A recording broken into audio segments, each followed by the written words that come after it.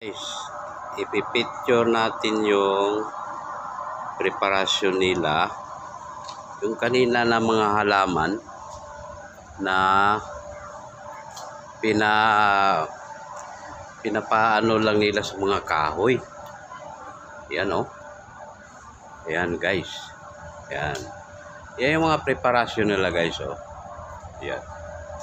Yan yan papagapang lang nila dito yan guys. Ay ganito, nilalagyan pala ng mga guys.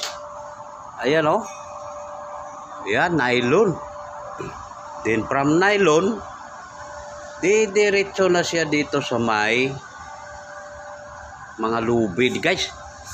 Ang lupit guys. Ayan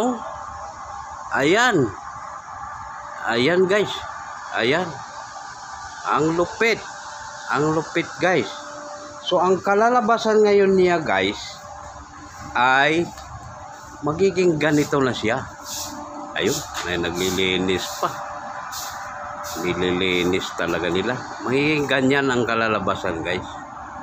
Ayan ayan, suabe guys, suabe.